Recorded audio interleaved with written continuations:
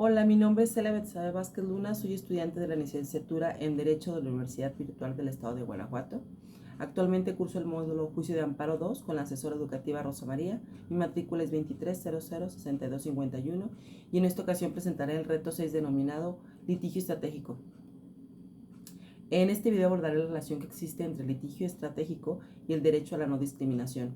Para ello analizaré el caso resuelto por el Juzgado Noveno del Distrito en el Estado de Michoacán, relacionado con el reconocimiento de la filiación de dos menores de edad nacidos dentro de una familia homoparental integrada por dos hombres. Este asunto es relevante porque permite observar que el juicio de amparo no solamente sirve para proteger los derechos de las personas que presentan una demanda, sino también puede generar interpretaciones y precedentes que benefician a otros grupos que enfrentan circunstancias semejantes.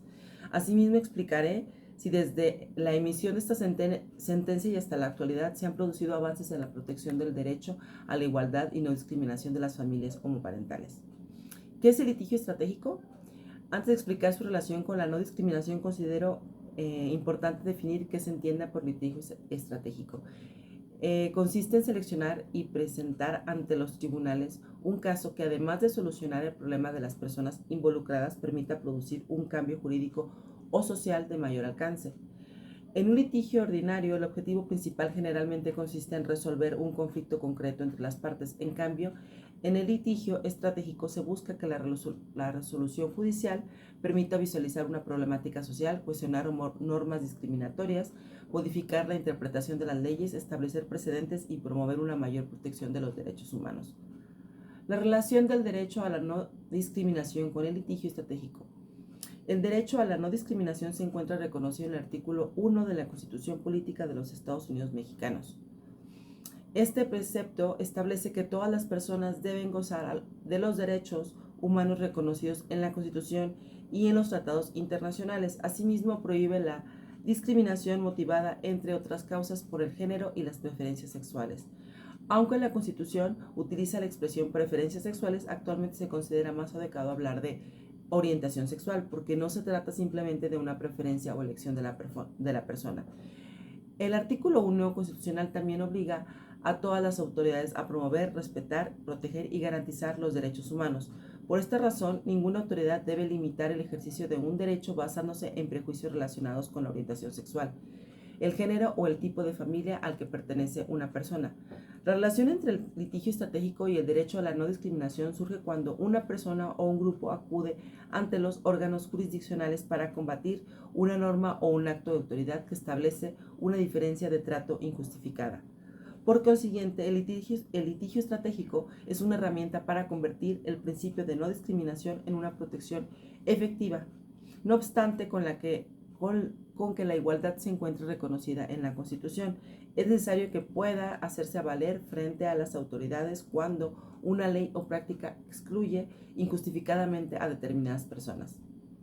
Caso práctico, el juicio de amparo 1042-19, diagonal 2019. En este caso práctico que seleccioné corresponde al juicio de amparo 1042, diagonal 2019, resuelto por el Juzgado Noveno del Distrito en el Estado de Michoacán.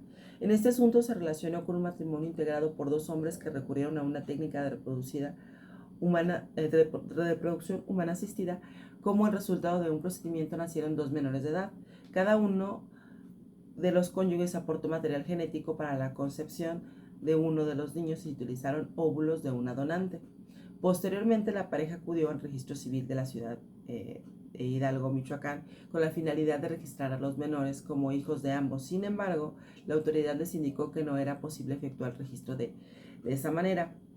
La negativa se apoyó principalmente en el artículo 334 del Código Familiar para el Estado de Michoacán. La regulación estaba construida a partir de una concepción heterosexual de la familia, al establecer una presunción de filiación relacionada con el hijo nacido de una mujer casada y un esposo varón. El problema consistía en que la norma no contemplaba adecuadamente la realidad de una familia integrada por dos padres. Por esta razón, los promoventes presentaron una demanda de amparo indirecto en contra de la negativa del registro civil y de la aplicación de la disposición legal. El juez analizó el asunto tomando en consideración los derechos a la igualdad y no discriminación, a la identidad, a la protección de la familia y a la libertad procreacional, así como los principios de interés superior a la niñez. Como resultado de este análisis, el juzgador determinó que el artículo 334 era inconstitucional al aplicarse el caso concreto. La norma restringía la afiliación jurídica de los menores nacidos dentro de una familia homoparental y ocasionaba una discriminación vinculada con el género y la orientación sexual de sus padres. La sentencia también reconoció la importancia de la voluntad procreacional. Este concepto se refiere a la decisión libre y consciente de una persona de asumir responsabilidades propias de maternidad o paternidad, incluso cuando no existe un vínculo genético con el menor. Este razonamiento es importante porque la afiliación no solamente genera un vínculo de carácter familiar, sino que también permite acceder a otros derechos como recibir alimentos, tener apellidos, contar con la seguridad social, ejercer derechos sucetorios y recibir cuidado y protección de quienes legalmente son reconocidos como padres. Por lo tanto, impedir que uno de los integrantes de la pareja fuera reconocido jurídicamente colocaba a los menores en una situación de incertidumbre y desprotección. La afectación no solamente recaía sobre los adultos, sino principalmente sobre los niños. Finalmente, el juez concedió el amparo. Entre los afectos de la sentencia se ordenó que el artículo 334 no fuera aplicado a los quejosos y que las autoridades realizaran las acciones necesarias para registrar a los menores, expedir sus actas de nacimiento, gestionar sus respectivas CURPs. La sentencia fue emitida el 8 de mayo del 2020. ¿Por qué este asunto representa un litigio estratégico? Considero que este asunto es un litigio estratégico porque la demanda no solamente solucionó la situación particular de una pareja y sus hijos, también permitió cuestionar una norma familiar basada exclusivamente en un modelo heterosexual y demostrar su explicación, que su explicación genera discriminación. La sentencia visibilizó la existencia de diferentes normas de organización familiar y reconoció que todas deben percibir protección jurídica. De igual manera, estableció que la orientación sexual de los padres no constituye una razón válida para restringir los derechos de los menores. La resolución también trasciende el caso porque sus argumentos pueden ser utilizados en otros juicios para combatir disposiciones semejantes. De esta manera, un conflicto individual contribuye a impulsar cambios jurídicos y acciones más amplias. Avances posteriores a la sentencia, en mi opinión, se han producido avances importantes desde la emisión de esta sentencia. Sin embargo, estos avances todavía no son suficientes para afirmar que se ha eliminado completamente la discriminación contra familias monoparentales. Uno de los procesos más visibles es el reconocimiento del matrimonio igualitario en las 32 entidades federativas. La última entidad en aprobarlo fue Tamaulipas en octubre del 2022, por lo que actualmente este derecho se encuentra reconocido en todo el territorio nacional. Y pues también se ha fortalecido los criterios judiciales relacionados con la afiliación, como la comomaternidad, la copaternidad y la técnica de reproducción asistida. No obstante, todavía existen retos. La propia Suprema Corte ha señalado que las legislaciones locales no siempre cuentan con procedimientos suficientes claros para reconocer la afiliación derivada de la diversidad familiar y las técnicas de reproducción asistida. Esto provoca que algunas familias todavía tengan que promover un juicio de amparo para obtener su derecho, que debería ser reconocido directamente por las autoridades. Por esta razón, considero que el litigio estratégico continúa siendo necesario.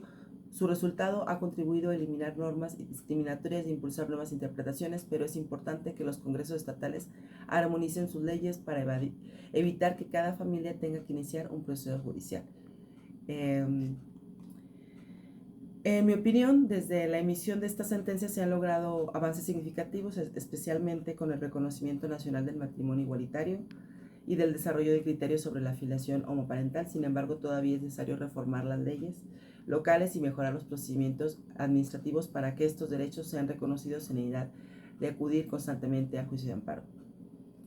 Sería todo, compañeros. Buenas tardes, hasta luego.